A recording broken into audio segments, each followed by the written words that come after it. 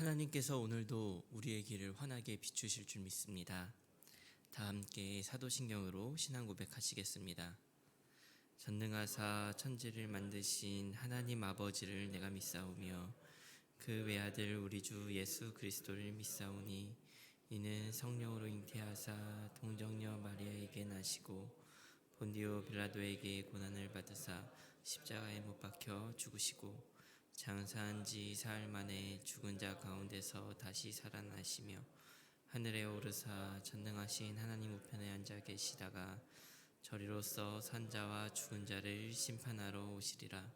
성령을 믿사오며 거룩한 공예와 성도가 서로 교통하는 것과 죄를 사하여 주시는 것과 몸이 다시 사는 것과 영원히 사는 것을 믿사옵나이다. 아멘. 다 함께 찬송가 524장 찬송하시겠습니다.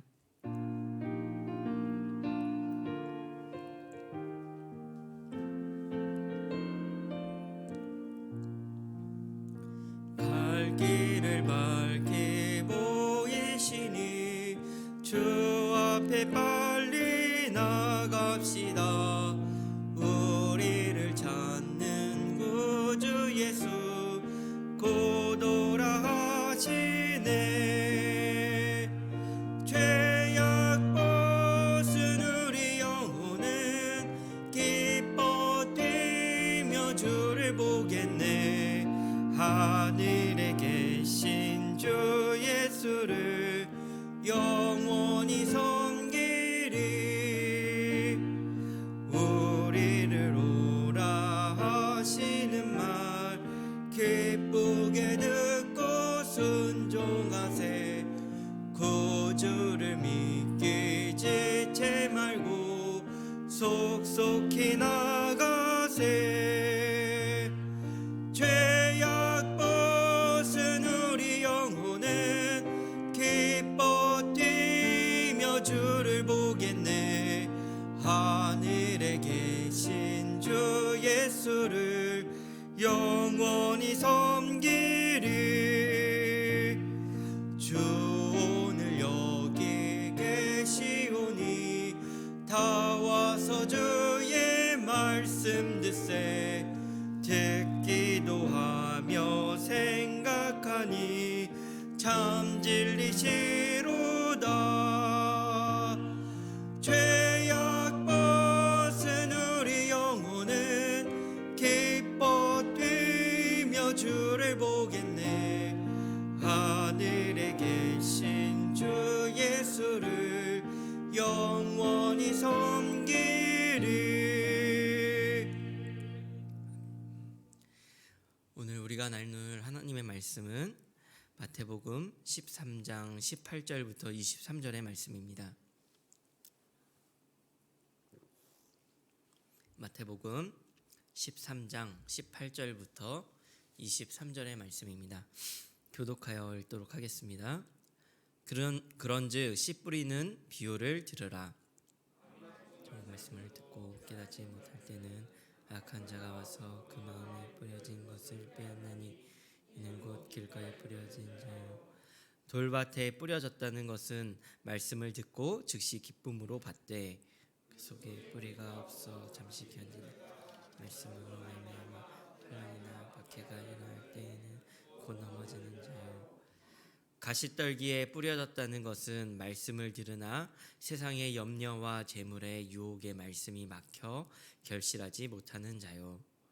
좋은 땅에 뿌려졌다는 것은 말씀을 듣고 깨닫는 자니 결실하여 어떤 것은 100배, 어떤 것은 60배, 어떤 것은 30배가 되느니라 하시더라. 아멘. 여러분은 혹시 비유를 좋아하십니까? 저는 사실 그렇게 비유를 좋아하지 않습니다. 왜냐하면 저는 조금 성향상 직접적으로 말을 하는 것을 좋아하고 말을 안 하면 안 했지 왠지 좀 돌려 말하는 것을 별로 좋아하지 않기 때문입니다. 특별히 그 해석에 있어서도 생각하고 고민해야 그 참된 의미를 알 수 있기 때문에 이것을 듣는 것도 그렇게 이제 편하지는 않은 것 같습니다. 우리가 비유법 하면은 우리가 잘 아는 김동명 시인의 내 마음은이라는 시를 보면은 이렇게 시작을 합니다. 내 마음은 호수요. 이 문장은 사실 은유법을 표현하는 대표적인 문장인데, 마음이 실제로 호수는 아니지만 호수와 같이 잔잔하다라는 것을 표현한 것입니다. 아마 이 문장만 보면은 여러 가지로 해석이 가능할 것 같아요. 정말 엄청 넉넉하고 평온한 사람이구나. 혹은 또 물고기들이 와서 살 만큼 풍요로운 사람일지도 모르겠다. 여러 가지로 생각할 수 있지만 그 다음 구절들을 쭉 본다면, 그대 노저오 나는 그대의 흰 그림자를 안고 옷같이 그대의 배전에 부서지리이다. 시인이 호수라고 표현한 것은 자신의 잔잔하고 넉넉하고 평온한 마음을 자랑하려고 한 말이 아니라, 결국은 자신의 평온함이 깨져도 괜찮은 사랑, 그렇게 누군가를 열정적으로 사랑하는 그 사랑을 노래하고 싶었던 것 같습니다. 그러니 비유를 볼 때에 그대로 동일화하는 것이 아니라 정말 하고 싶은 말이 무엇인지 곱씹고 곱씹으면서 그 의미를 되새겨야 하는 많은 노력들이 필요한 것 같습니다. 저는 비유를 싫어하지만 예수님은 비유를 좋아하셨습니다. 마가복음 4장 34절도 그렇고 마태복음 우리가 지금 읽는 13장 34절에도 보면 예수님은 비유가 아니고서는 말씀하지 않으셨다라고 표현할 만큼 비유를 좋아하셨습니다. 특별히 천국에 대하여서는 더욱더 그러하셨던 것 같습니다. 오늘 우리가 함께 읽은 이 네 가지 땅에 씨가 떨어진 이 비유는 특별히 오늘 예수님께서 그것을 비유하시고서는 그것을 해석하시는 장면을 담고 있습니다. 이에 대해 톰 라이트라는 신학자는 예수님의 비유는 미로와 같다라는 이야기를 합니다. 비유를 또 비유한 것이죠.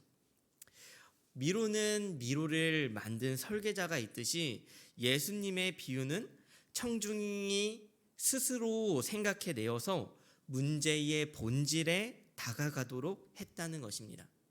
그러니 미로처럼 가다 보면은 길이 막히고 또 가다 보면 또 길이 막혀도 결국은 꼬린 지점을 향해 가도록 하는 것처럼, 그렇게 예수님께서는 그 꼬린 지점에 갈 수 있도록 해석을 주셨다라는 것이죠. 그 미로에 지도를 주셨다라는 것입니다. 지도가 자신의 위치와 어떻게 가야 할지를 알려주는 것처럼 예수님의 해석은 그 사람들의 위치와 그들이 어떻게 가야 되는지 그 길을 알려주셨다라고 표현을 한 것입니다. 하지만 예수님의 이 해석을 듣는 많은 사람들은 그 말씀을 지도로 사용하지 않았습니다. 바리새인과 서기관이 그랬고 오늘날 우리도 그러한지도 모릅니다. 오늘 본문의 18절은 이렇게 말씀합니다. 그런즉 씨 뿌리는 비유를 들으라. 이 들으라라는 예수님의 말씀에 오늘 우리가 듣고 우리의 위치를 깨달아 문제의 본질을 찾아가는 하루가 되기를 간절히 소망합니다. 오늘 우리가 이 본문을 통해서 함께 나누고자 하는 묵상의 말씀은 두 가지인데요. 첫 번째는 천국 복음을 우리의 삶으로 가져와야 한다는 것입니다. 오늘 나온 이 본문 말씀의 가장 대조적인 길가와 옥토를 대조해 볼 필요가 있는데요. 본문의 19절은 길가 비유에 대해 이렇게 말씀합니다. 아무나 천국 말씀을 듣고 깨닫지 못할 때는 악한 자가 와서 그 마음에 뿌려진 것을 빼앗나니 이는 곧 길가에 뿌려진 자요. 23절은 옥토에 대해 이렇게 말씀하고 있습니다. 좋은 땅에 뿌려졌다는 것은 말씀을 듣고 깨닫는 자니 결실하여 어떤 것은 100배, 어떤 것은 60배, 어떤 것은 30배가 되느니라 하시더라. 씨 뿌리는 비유에서 씨는 천국 말씀, 천국 복음이라고 성경은 말씀하고 있는 것입니다. 그리고 씨 뿌리는 비유에서 가장 중요한 핵심은 이 말씀을 듣고 깨닫는 것이라고 이야기를 하는 것입니다. 길가에도 말씀이 있고 옥토에도 말씀이 있습니다. 그러나 옥토와 길가의 가장 큰 차이는 천국 복음인 씨가 있느냐 없느냐가 아니라 듣고 깨닫느냐 못 깨닫느냐인 것입니다. 사랑하는 성도님, 혹시 우리의 삶에는 천국 복음이 있습니까? 천국 복음을 듣고 깨닫고 살아내는 그 삶이 우리에게는 있습니까? 우리는 씨 뿌리는 비유 앞에서 나는 돌짝밭 같아. 나는 옥토가 대담한 가시밭 같아. 이렇게 자책할 수도 있을 것 같습니다. 그러나 분명한 것은 이 비유의 목적은 누군가를 돌려 까거나 혹은 정죄하기 위한 도구가 아니라는 것입니다. 당시의 바리새인, 서기관, 사두개인, 길가와 같은 사람들임에 분명하지만 그들은 길가기 때문에 상종하지 못할 사람으로 낙인 찍으려고 예수님께서 이러한 말씀을 하시고 해석을 하신 것이 아닙니다. 길가에 있을지라도 이 비유를 듣고 그 자리를 돌이켜 올바른 길로 향할 수 있도록 미로 속으로 그들을 던지신 것입니다. 오히려 천국 복음을 깨달은 자로서 그 삶을 살아가도록, 그렇게 나아가도록 그 길을 제시하고 있는 것이죠. 사실 우리의 삶을 돌아보면 미로와 같지 않습니까? 어쩌면 하나님을 위해 산다고 할 때조차도 얼마나 많은 가로막길이 우리를 막고 있습니까? 이 길이 맞아 라고 확신 속에서 가다가도 금세 믿음을 잃을 때가 있지 않습니까? 저도 기억해보면 그러한 순간들이 너무나도 많은 것 같습니다. 하나님의 말씀대로 하나님을 위해서 살고 싶다고 생각하면서 순수한 마음으로 열정을 쏟아내려고 했습니다. 그런데 늘 그 길이 열려 있는 것이 아니더라고요. 막히더라고요. 하나님의 말씀대로 살아가려는 그 길 속에서 얼마나 그 걸음을 내디딜 때 얼마나 많은 가로막길이 우리를 막고 있습니까? 그럴 때마다 하나님의 뜻이 무엇이지? 내가 지금 잘못 왔나? 인생에 대한 의문과 궁금증들, 하나님에 대한 의문과 궁금증들이 얼마나 많이 우리의 삶 속에 있습니까? 하나님께서 이 일을 겪게 하시는 것이 믿음으로 돌파라고 하는 것일까? 아니면 여기서 돌아서라고 하시는 것일까? 우리가 만나는 그 장벽 앞에서, 우리가 만나는 그 미로의 가로막길 앞에서 우리는 늘 생각하게 됩니다. 그러나 분명한 것은 우리의 길 속을 돌아보면 하나님은 그 상황 속에서 새로운 길들을 열어가셨다라는 것입니다. 돌짝밭과 같고 가시떨기와 같은 우리의 마음 상태를 우리는 스스로 자책하고 정죄할 수도 있습니다. 하지만 그것들은 정죄의 도구가 아니라는 것입니다. 우리가 나아가야 할 길을 제시하는 표지판이나 지도와 같다라는 것입니다.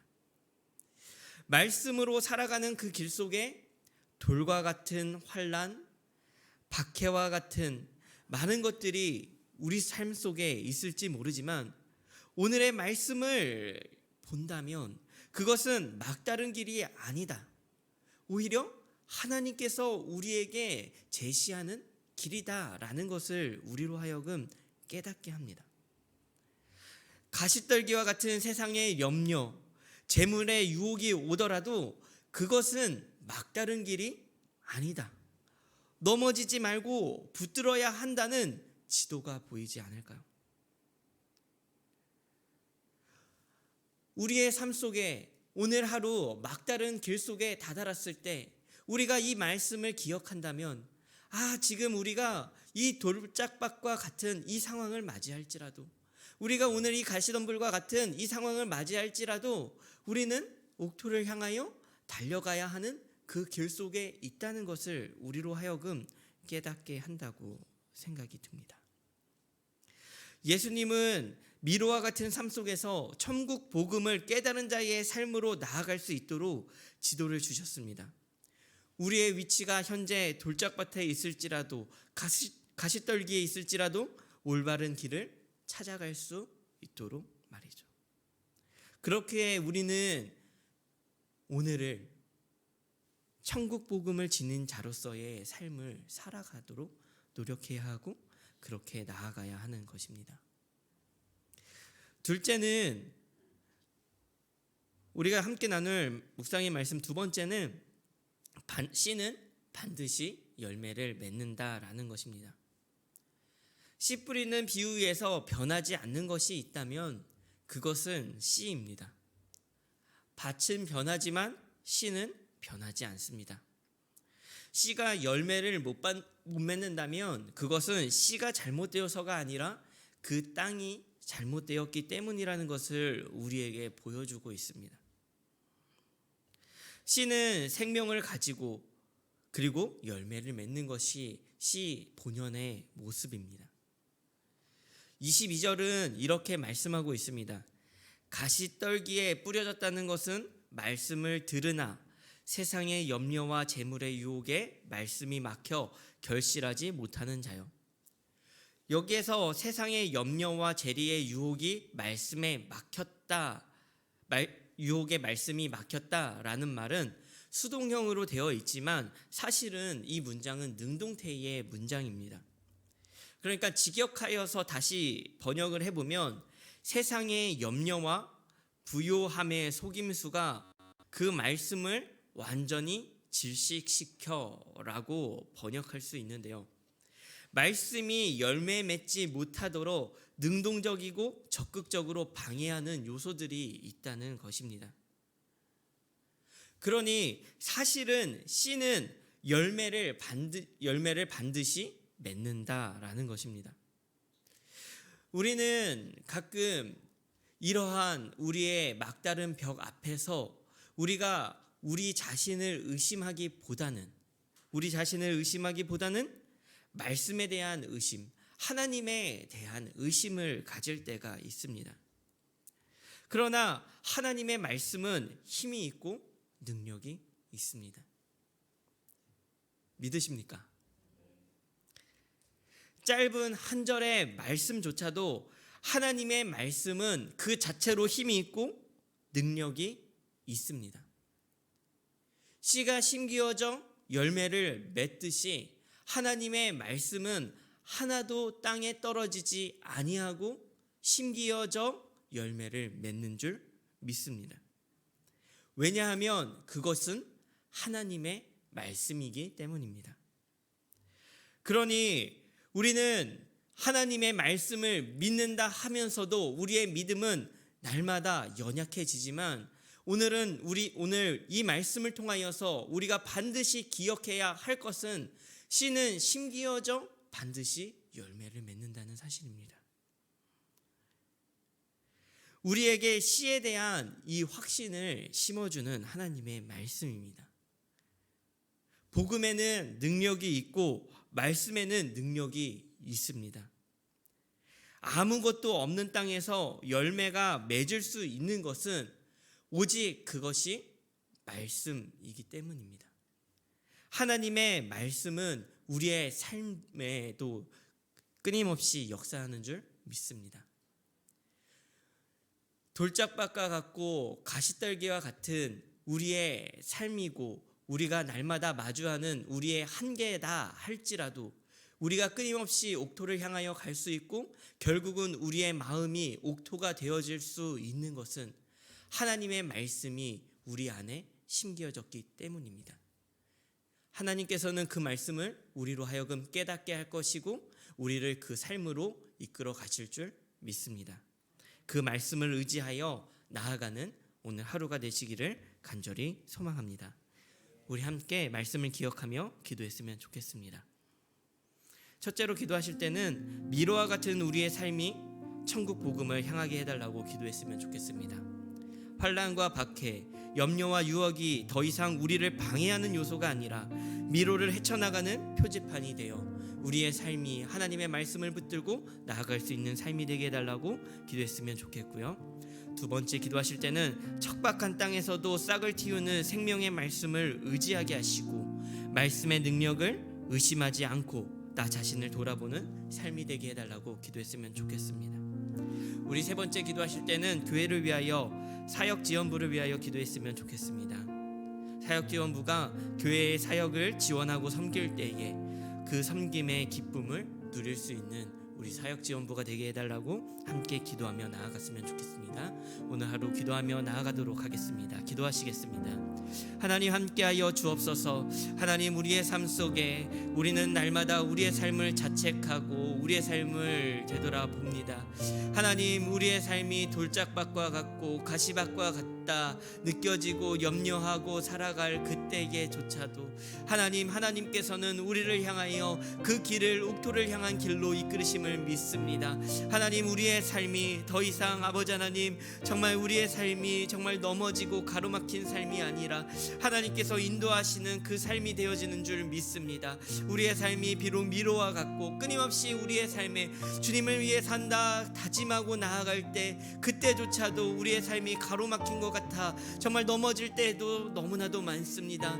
그러나 하나님 정말 우리는 믿습니다. 주님께서 이끌어 가시는 그 길을 믿습니다. 하나님 이 미로와 같은 우리의 삶조차도 하나님께서 우리의 삶을 이끌어 가심을 믿습니다. 하나님 우리가 수많은 문제들 속에서도 늘 넘어질지라도 하나님께서 우리를 끊임없이 이끌어 가시는 주님의 그 신실하심을 믿사오니 하나님 오늘 하루 우리가 주님 앞에 나아갑니다. 하나님 오늘도 우리가 주님 앞으로 나아갑니다. 하나님 정말 우리 앞에 오늘 마주하게 될 수많은 아버지 하나님 정말 그 수많은 한계의 상황들 속에서도 하나님을 의지하며 나아갈 수 있도록 주님 우리를 붙드시고 주님 우리를 주여 우리에게 힘을 더하여 주옵소서. 하나님 우리에게 주어지는 아버지 하나님 수많은 가로막길이 더 이상 아버지 하나님 우리를 방해하는 요소가 아니라 정말 주님의 길을 찾아갈 수 있는 표지판이 되어 아버지 하나님 더욱더 힘내라, 더욱더 용기를 내라, 더욱더 이 유혹을 뿌리쳐라, 더욱더 염려하지 말아라 하는 하나님의 정말 그 음성으로 우리가 받아들이며 나아갈 수 있도록 주님 도와주옵소서.